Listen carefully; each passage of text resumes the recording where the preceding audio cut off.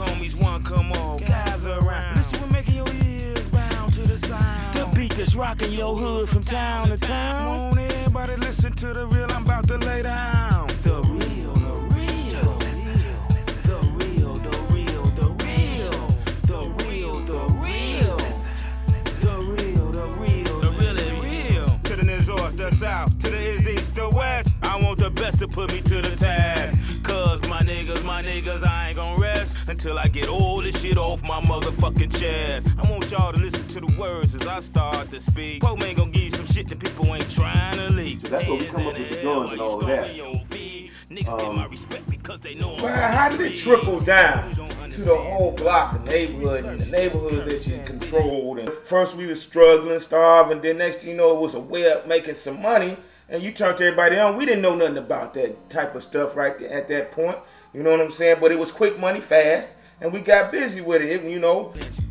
Her plan is better like she ain't playing. Got it stuck in the black man's street. Standing alone as neighborhood king and queen. It's manifesting out here as an uncontrollable germ. It's time to put that plan in her burn. You said destroy neighborhood from the innocence when that cocaine hit, but we didn't know. You didn't personally know the effects. I didn't know how it was going to affect the whole neighborhood until it was actually over, and I'm still devastated by it now. 25 years later, you know, out of this, it came a pack of players, pimps, and hustlers out of that.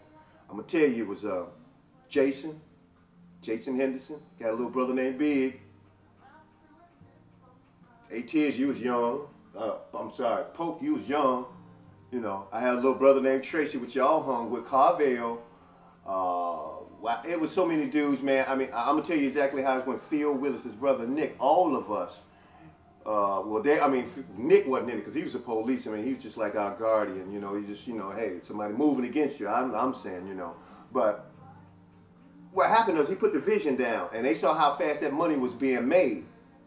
So everybody, Steve gave, you know, the nice dude Steve, my brother was. He was a good dude, man. Okay, man, I ain't gonna sit up and have all this cake, man. I eat all this cake, I'm gonna get sick. So I'm gonna give y'all a piece of the cake. We gonna have this party together. And once we incorporated the rest of the brothers from the block, which is Orlando, McAdoo, we was all stone cold players and hustlers anyway, because we grew up off the Mac and Superfly. So I mean, with that, it came a sense of, okay, I done made so much money here, I need to get more money. So we started branching off and doing our own thing.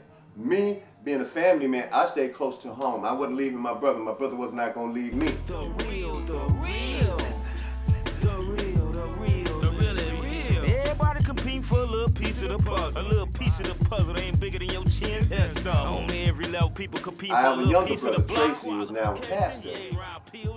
I was trying to keep that life away from him, but when I was gone playing music, doing anything, you know, with different bands, when I'm gone, they just followed up behind Steve, so he kind of snuck into it. And if I knew now what I knew then, I could have helped him. But it is designed, and his destiny is destiny for him to take the road that he had to travel for him to get to where he's got. And so I'm glad I missed that part because he's a pastor now, and he pastors to me, even though I'm his older brother. But what I'm simply saying is all the hustlers we got together, and they found that they can make money and make money off of making money off of people. We watched the neighborhood that was a really good middle-class neighborhood just go down, just go down. The people that were in the neighborhood, we were selling them the drug. The drug was so bad, the coke was so bad that it was just good. It was just a good drug. It was so good that they could take it and chop it and give their friends some and still have their money that they paid for. So now that incorporated the time enough for another person to get caught up in that too. So now they snatched it and gave it to a friend, and their friend got it, and before you know it, we got people coming outside the neighborhood buying 5 Super Bowl specials, which is valued at $125, which is only 5/10 full of coke. Now if you want to get the economical breakdown of it, the monetary value of this, now if you take 5/10, you can get 8, or the 3.8 ball, you can get that, and you pay $80 for it, and you can still make $300 off of that. You see what I'm saying? You just paid $80 for $300. See, it's the illusional effect, the desired effect of what we did want was to, the money marketing strategy is what it was. We're giving it all for less is what we was calling it. We're giving you all of this for less the price. But really, it was just the mannitol they was paying. The mannitol they was paying for. 2/3 of it was mannitol. It was not a placebo. It was a power of suggestion. What they actually thought that they were getting, because the package was so big and the coke was good. Now, don't get me wrong, but the coke was good. But we're giving the delusional effect that you're getting all of this for this price. You come out the womb with just half a chance. Treating the dope game like it's all a grand dance. This is my world and fuck everybody in it. Come on, man, everybody's in it to win it. Put a spin on it. And what happened was, all the players, Jason, Lando, Stag, all of us, we start branching out, Lewis, all of us. Steve gave them all a piece of the pie. Here, you take this piece of pie and you go over here. You take this piece of pie and you go over here. You take this piece of pie and you go over there. So now everybody's broke off into their own corners, which actually they have to have their own crews. That's when our crews started getting together. Now once you incorporate in the crews, everybody's got to get money. More money's got. Your money managing marketing strategy has to actually change. So now guns come into play. Now the people that are selling have people that are working for them, and the people that are working for them have crews up under their crews. Now this thing is spreading even bigger. See, it's basically, it was the domino effect along with the pyramid effect. You start with one and he has to get two. Now he has to get two. He has to get two. Now this thing is so big on just this one corner. Now mind you, it started from the central service, which was Steve. It started from right there. Now if Steve has these people, 5 different people stranded out with 5 people working for this 5 people that's working for that 5 people, before you know it, you running through a quarter bird in a day. The real. My man trying to feed his family too. So what the fuck he feels? He ain't got nothing to lose.